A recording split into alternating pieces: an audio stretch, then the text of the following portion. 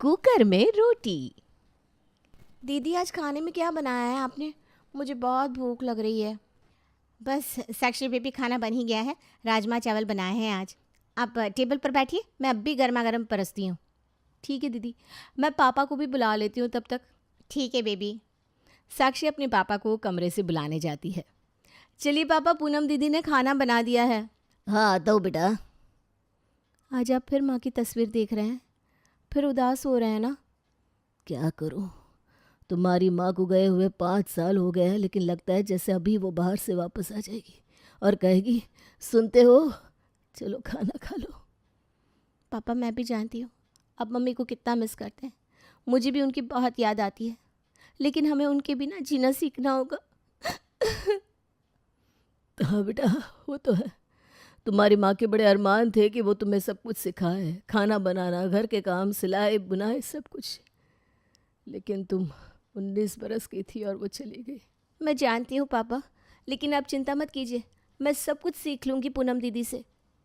हाँ वैसे तो पूनम हमारे घर में खाना बनाती है, लेकिन तुम्हें अपनी बेटी जैसा ही रखती है। जी पापा, और आज उन्होंने खाने में राजमा चावल बनाया है आपकी पसंद का। चलिए अब ये उदास चेहरा छोड़िए और खाना खाते हैं साथ में। चलो बेटा। साक्षी 19 साल की ही थी जब उसकी माँ की बीमारी के चलते मौत हो गई थी। उसके बाद से पूनम ही उनके घर में खाना और बाकी सारा काम संभालती थी। पूनम साक्षी को अपनी बेटी की तरह समझती थी, लेकिन साक्षी थी तो उसकी मालकिन ही, इसलिए वो उससे कभी कुछ कह नहीं पाई कि उसे भी घर के काम सीखने चाहिए। साक्षी, आज तुम्हारी मौसी का फ़ोन आया था। अच्छा, क्या कह रही थी मौसी? वो आ रही है क्या यहाँ? अरे नहीं नहीं, उन्होंने तुम्हारे लिए रिश्ता ढूंढा है। कह रही थी बड़ा ही अच्छा लड़का है और परिवार भी काफ़ी अच्छा है। उनके रिश्तेदार में ही है, इसलिए परिवार को अच्छे से जानती है। लेकिन पापा अभी तो मैं 24 की हूँ, आपको नहीं लगता ये कुछ जल्दी है? अरे नहीं बेटा, 24 की उम्र छोटी थोड़ी ना होती है। लड़कियों को सही उम्र में शादी कर लेनी चाहिए। ठीक है पापा, आपको जैसा ठीक लगे फिर। तो मैं तुम्हारी मौसी से बात कर लेता हूँ कि वो लड़के वालों को यहाँ भेज दे तुम्हें देखने के लिए। जी पापा। पूनम, तुम ज़रा घर साफ कर देना और साक्षी को भी अच्छे से समझा देना, ठीक से तैयार कर देना। हाँ जी भैया ठीक है। राजेश ने लड़के वालों को अपने घर बुला लिया था, लेकिन पूनम को एक और बात की चिंता सताए जा रही थी। बेबी जी यहाँ आइए।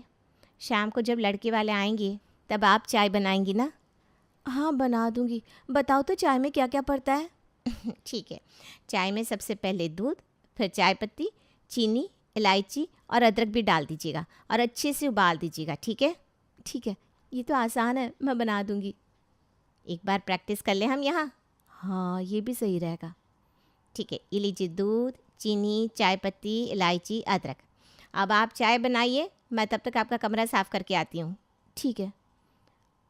पूनम सारा सामान साक्षी के आगे रखकर उसका कमरा साफ करने चली जाती है। अरे सारा सामान तो यहाँ पड़ा है, लेकिन बनाऊँ किस में चाय? हाँ, ये रही कढ़ाई, इसमें बना लेती हूँ। साक्षी चाय को कढ़ाई में बनाने लगती है, लेकिन क्योंकि कढ़ाई मोटी थी तो चाय में उबाल ही नहीं आ रहा था। ये उबाल नहीं आ रहा है इस चाय में। पता नहीं पूनम दीदी ने गलत क्या बता दिया मुझे। क्या हुआ बीबी जी, बन गई चाय? अरे कैसे बनेगी, आपने रेसिपी ही गलत बताई है। देखो इसमें तो उबाल ही नहीं आ रहा, कब से रखी है मैंने चाय। बेबी जी आप कढ़ाई में चाय बना रही हैं? हाँ, तो और किस में बनाते हैं चाय? अरे मेरी गलती थी, आपको चाय बनाने के लिए कह दिया मैंने। अरे चाय को कढ़ाई में नहीं पतीले में बनाते हैं बेबी जी। अच्छा, लेकिन क्या फ़र्क पड़ता है पतीले में बनाओ या कढ़ाई में? हे भगवान, अगर बेबी जी को बताया कि उन्हें कुछ नहीं आता तो वो नाराज़ हो जाएंगी। बताओ ना। अरे कुछ नहीं बेबी जी, आप जाइए, मैं शाम को चाय बना दूंगी। ठीक है, जैसे तुम्हारी मर्जी। पूनम ने ये सोचकर साक्षी से कुछ नहीं कहा कि शायद साक्षी को बुरा ना लग जाए, लेकिन उसे क्या पता था कि साक्षी को चाय का बर्तन ही नहीं, लेकिन कोई भी बर्तन में क्या बनता है कुछ पता नहीं था। शाम को लड़के वाले घर आते हैं। आइए आइए आइए, बैठिए। जी नमस्ते भाई साहब। नमस्ते जी, नमस्ते। आपकी साली सविता ने आपकी बड़ी तारीफ की थी हमसे और कहा था कि आपकी बच्ची भी बहुत ही सुशील और सुंदर है। जी, मेरी पत्नी के जाने के बाद उसकी बहन सविता ने भी साक्षी का बहुत ध्यान रखा है। जी जी, हमें बहुत दुख है आपकी पत्नी के जाने का। अब होने को कौन टाल सकता है बहन जी। आपकी बेटी नज़र नहीं आ रही। बस वो आती होगी, हमारे घर में पूनम है जो खाना बनाती है, वो उसे लेकर आती होगी। हाँ, ये लीजिए आ गई साक्षी। साक्षी की मासूमियत देखकर ममता और उसकी बड़ी बहू रवीना दोनों को साक्षी पसंद आ गई थी। लड़की तो बड़ी सुंदर है माँ जी। हाँ, हमारे विनय के साथ इसकी जोड़ी काफ़ी अच्छी रहेगी। साक्षी, तुम बड़ी प्यारी हो सच में। Thank you. अच्छा बेटा, तुम्हें घर का काम आता है? जी अगर सच कहूँ तो मुझे घर का काम ज़्यादा नहीं आता। माँ के जाने के बाद मुझे कोई सिखाने वाला ही नहीं था ना। तुमने सच कहा ना, यही मुझे बहुत अच्छा लगा बेटा। कोई बात नहीं, हर लड़की शादी के बाद सब कुछ सीख ही जाती है। हाँ, मैंने भी आधी से ज़्यादा चीज़ें शादी के बाद मम्मी जी से ही सीखी है।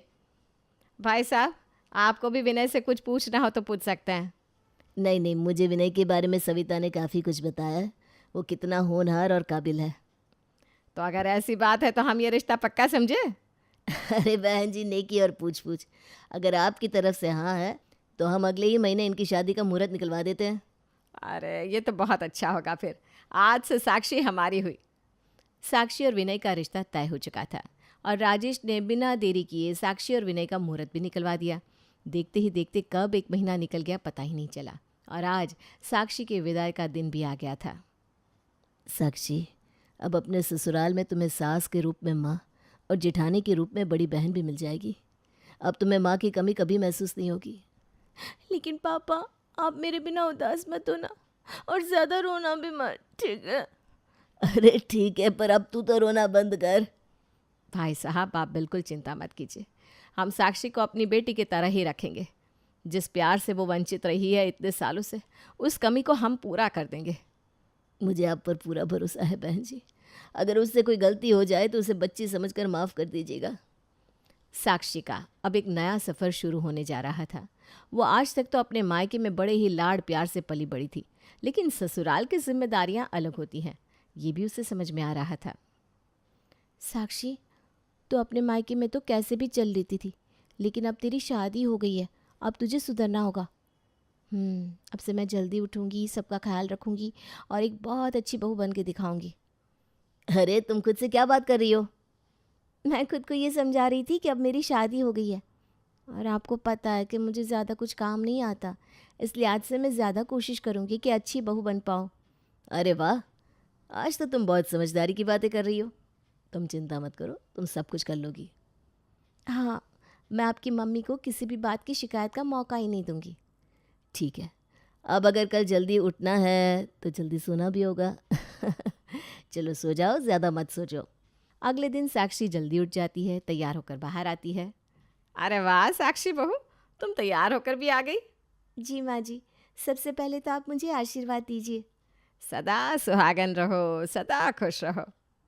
साक्षी, तुम जल्दी क्यों उठ गई? थोड़ी देर और सो लेती। नहीं नहीं भाभी, आज तक आप ही तो सारा कुछ संभाल लेती थी, अब मैं भी आपका हाथ बटाऊंगी। वैसे तो मुझे ज़्यादा कुछ नहीं आता है, लेकिन फिर भी आप सिखाएंगी ना तो मैं सीख जाऊंगी। अरे कोई बात नहीं, तुम जल्दी ही सीख जाओगी। चलो मैं दोनों सब्जी बना देती हूँ, तुम बस रोटी बना देना, ठीक है? हाँ, रोटी मैं बना लूँगी। तो चलो रवीना, जब तक सब्जियाँ बना रही है तुम घर की सफाई कर लो। ठीक है माँ जी। साक्षी जब तक घर और कमरों की सफाई कर रही थी, तब रवीना ने दोनों सब्जियां काट कर बना भी ली थी और अब बस रोटियां बची थी बनाने के लिए, जिसका आटा भी रवीना ने गूंथ लिया। साक्षी, मैंने आटा गूंथ लिया है, बस तुम्हें रोटियां बनानी है। जी भाभी, वो तो मैं बना लूँगी, आप जाइए, थोड़ी देर आराम कर लीजिए, आप भी थक गई होंगी। ठीक है, ये रहा आटा, तुम बना दो रोटियां, मैं आती हूँ थोड़ी देर में।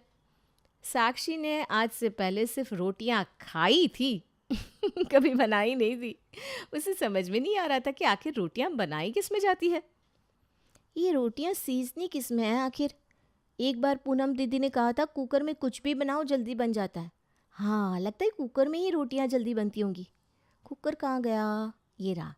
अब रोटियां बनाकर इसमें लगा देती हूँ, जल्दी बन जाएगी। साक्षी ने अपना दिमाग चलाया, जो कि उसे नहीं चलाना चाहिए था। उसने कुकर निकाला और उसमें रोटियां बनाकर रखने लगी। कुकर खाली था और इसलिए ज़्यादा गर्म होने लगा। धीरे धीरे वो पूरी तरह से काला पड़ने लगा, जिससे पूरा परिवार रसोई में आ गया। अरे कुकर को बंद करो पहले, अरे इसमें पानी डाल दे। पानी डालने से रोटियां खराब हो जाएगी ना माँ जी? हैं? तुम रोटियां कुकर में बना रही थी? हाँ, कुकर में खाना जल्दी बनता है ना। अरे लेकिन कुकर में रोटियां नहीं बनती साक्षी। रवीना इससे पहले कुछ कहती, ममता ने कुछ भी ना कहने का इशारा कर दिया। विनय, साक्षी को अपने कमरे में ले जाओ। जी माँ। विनय साक्षी को कमरे में ले जाता है। माँ जी, आपने मुझे रोक क्यों दिया?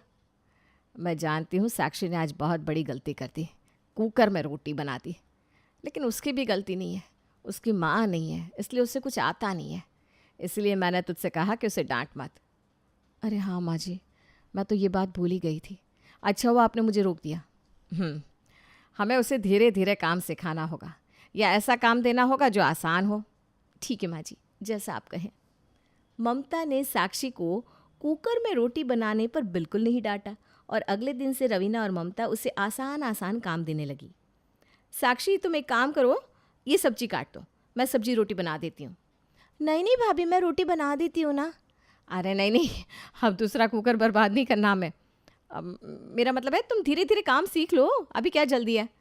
तुम ये लो आलू और गोभी काट दो, मैं तब तक छत पर कपड़े सुखा कर लाती हूँ। ठीक है भाभी। रवीना ने साक्षी को ध्यान में रखते हुए उसे सबसे आसान सब्जी काटने का काम दे दिया और जब वो कपड़े सुखाने के बाद वापस आई तब उसने देखा कि साक्षी ने सारी सब्जियों को बस 2 टुकड़ों में काट रखा था। ये क्या है, तुमने सब्जियां काटी क्यों नहीं अभी तक? काटी तो है, आपने कहा सब्जियां काटनी है, मैंने 2 टुकड़ों में काट कर रख दी। देखिए। अरे ऐसे काटते हैं क्या सब्जियां? तो इनके 3 टुकड़े करने थे क्या भाभी? मैं अभी कर देती हूँ एक और टुकड़ा, रुकिए। अरे छोड़ो, तुम, मैं देख लेती हूँ, तुम अंदर आओ, मैं तुम्हें कोई और काम देती हूँ। ठीक है, चलिए। रवीना ने साक्षी को सब्जियां काटने का काम दिया, लेकिन वो उसे भी ठीक से नहीं कर पाई थी। रवीना ने सोचा कि साक्षी को आटा गूंथने के लिए कह देती हूँ, जो सबसे आसान काम होता है। साक्षी, ये देखो, ये है आटा और ये है पानी, तुम इसे पानी डालकर गूंथ लो, बस इतना ही करना है। अरे बस इतना सा काम है? हाँ, तुम इतना ही कर दो, यही बहुत है मेरे लिए। अरे ये तो मैं अभी कर लेती हूँ। देखिए, ये रहा पानी का ग्लास, ये मैंने डाल दिया आटे में, अब मैं इसे चम्मच से गूंथ लेती हूँ। अरे ऐसे आटा गूंथते हैं क्या कभी साक्षी? सारा का सारा आटा गीला कर दिया। इतनी बड़ी हो गई ये लड़की, लेकिन अभी तक एक काम नहीं आता इसे। माँ जी, आप ये क्या कर रही हैं? आप ही ने कहा था ना कि साक्षी को डांटना नहीं है, और अब आप उस पर इतना गुस्सा कर रही हैं। हाँ, मैं भूल गई थी। ममता ने गुस्से में साक्षी को बहुत डांटा। उसके बाद उसे समझ में आया कि उसने साक्षी को कुछ ज़्यादा ही कह दिया है। रवीना को लग रहा था कि अभी साक्षी रोने ही वाली है, लेकिन तभी कुछ ऐसा हुआ कि दोनों जिठानी और सास हक्के पक्के रह गए। थैंक यू माँ जी। Thank you? मैंने तुम्हें इतना डांट दिया, उसके बाद थैंक यू? माँ के जाने के बाद मुझे किसी ने इस तरह नहीं डांटा। पूनम दीदी भी मुझे कभी कुछ नहीं कहती थी, ये सोचकर कि कहीं मुझे बुरा ना लग जाए। कल जब मैं आपके पास आ रही थी तब मैंने सुना था आप भाभी से कह रही थी कि मुझसे कुछ ना कहे क्योंकि मेरी माँ नहीं है, लेकिन मैं चाहती हूँ कि आप मुझे डांटें और समझाएं, जिससे फिर मैं कभी ऐसी बेवकूफ़ी कुकर में रोटी बनाने वाली तो ना ही करूँ। आपने मुझे डांटा ना, मुझे बहुत अच्छा लगा। मैं भूल गई थी कि माँ प्यार भी करती है तो डांट भी लगाती है, इसलिए आज के बाद ये कुकर में रोटी बनाई ना तो कान खींच लूंगी मैं तेरा। वैसे भाभी, मुझे सब्जी काटना और आटा गूंथना आता है। ये सब तो मैंने जानबूझकर किया था, जिससे माँ जी मुझे डांट सके। मैं इतनी भी बेवकूफ़ नहीं हूँ। हाँ हाँ, इतनी बेवकूफ़ नहीं है ये माँ जी, बस कुकर में रोटी बना लेती है और कुछ नहीं।